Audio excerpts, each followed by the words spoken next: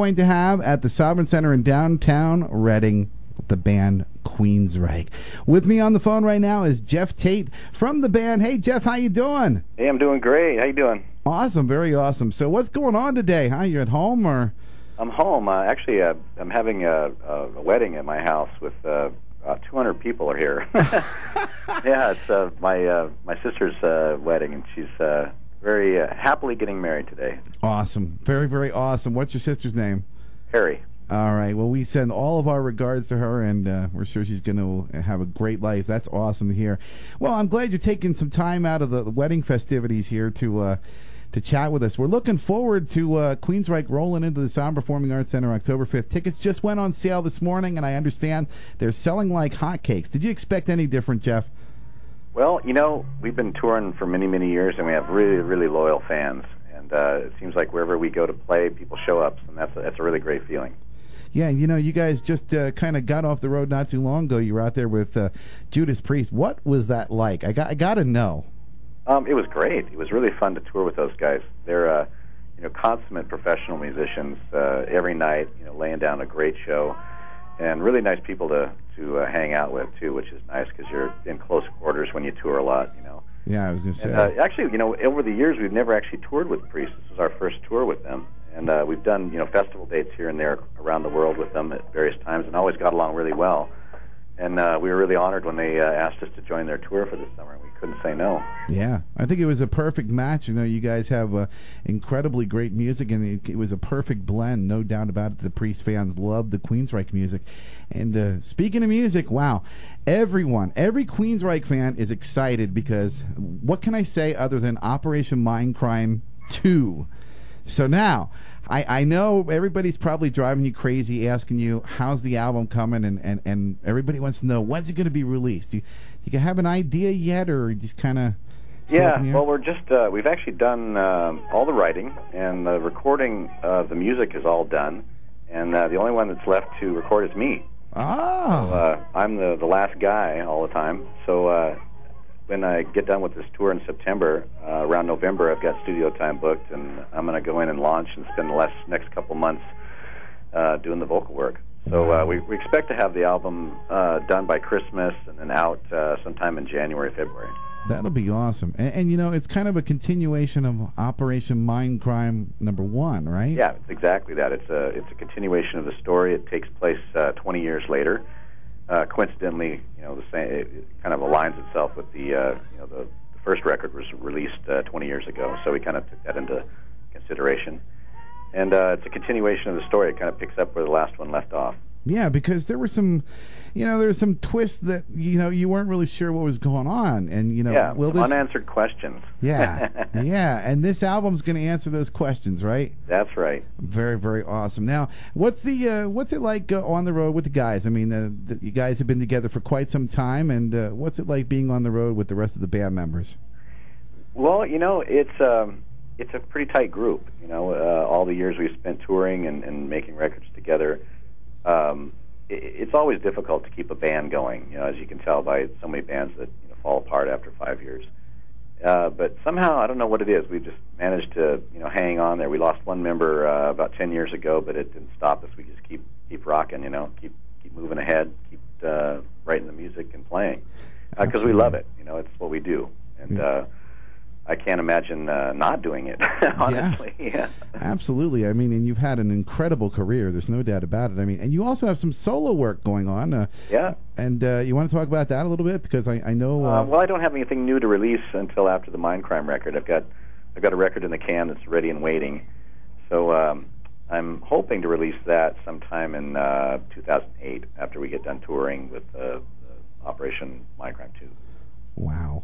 And any plans for any live CDs, live DVDs from this tour, or is it? Oh yeah, all that stuff will happen. It's all in the works. It's kind of something you automatically get ready to do, when you tour these days, because of course the medium's there, and we really we love making DVDs. We have our own system for doing it, our own equipment, and we have a guy that actually a close friend of mine who runs the whole thing for us, and we don't have to send out to any kind of production company or anything like that. We do it all ourselves. That's and cool. It's really, really fun to put it together. Actually very challenging, but also kind of tedious too, because we tape every night. You know, we film every show.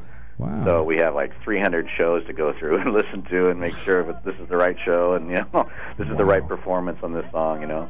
So there's a chance that Reading, Pennsylvania could be featured on one of these. That's possible, yeah. Ooh, hey, Reading, listen to that. Make sure you're wearing your sharp clothes that night, all right?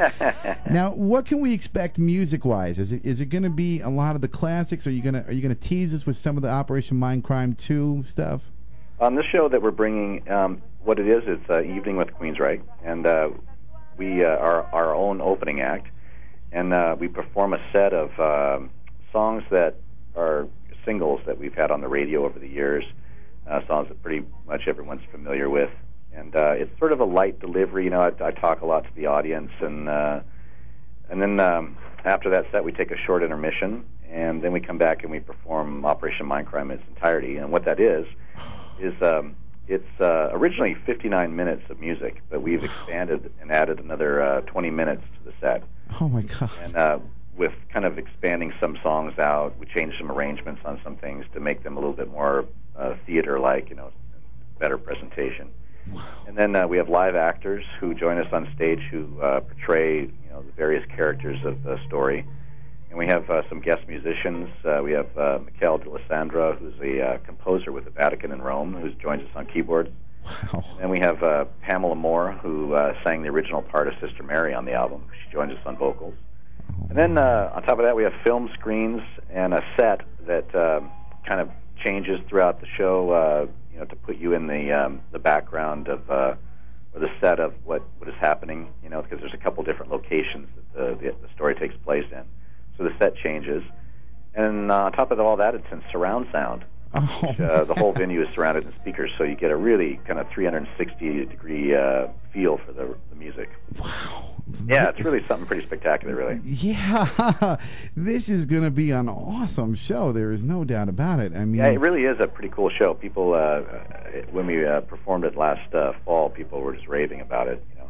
And it's really designed for a theater, so it's a good place to see it. Yeah, and that's exactly where you guys are going to be in. It's a Sound Performing Arts Center. Used to be an old theater called the Raja, so it's a perfect place. And, you know, now I ask this of everybody that calls. I always ask one goofy question. What is, like, your favorite food to eat when you're on the road? Gosh, anything that doesn't make me sick. You know, it's really hard to find good food. And I'm you know, well, I kind of enjoy food pretty much, you know. Hey, join the club, brother. Yeah, so, you know, I like a lot of things. And, you know, through traveling all these years, you get used to trying a lot of different foods, you know. So I like Indian food. I like Japanese, you know, Korean, Thai, Chinese. You know, you name it, I'll try it. We're going to hook you up with some Pennsylvania Dutch ring bologna and some Reading pretzels. And, I mean, we got it all here. Wow, that sounds pretty good. And we've even got Yingling beer. All right. Made right up the road. So you wash it all down, that's right. Yeah. Well, we'll treat you right with Pennsylvania Dutch food here, Geoff. No doubt about it. We're on the phone with Geoff Tate of Queensryche, and I'll tell you what, we are looking forward so much to you guys coming to town October 5th. Tickets just went on sale this morning for the Sound Performing Arts Center. Big show October 5th. If you didn't get your tickets, make sure you get a hold of them by stopping at the Sovereign Center box office or charged by phone 215-336-2000 or at any Ticketmaster location. Geoff, anything you want to say to your fans here in Reading, Pennsylvania? You got a lot of them. Oh, I just say thanks for always being there for us. We really appreciate it, and we'll put on a great show for you. Yeah, we are looking forward to having you here, my friend. Thank you so much for taking time out of the wedding party to join us on the show tonight. You bet, Chuck. And right now, I think we need to roll some original Operation Mindcrime. It's Queensryche on Flashback Saturday night. I like this. I like the telephone in the beginning of this, Geoff.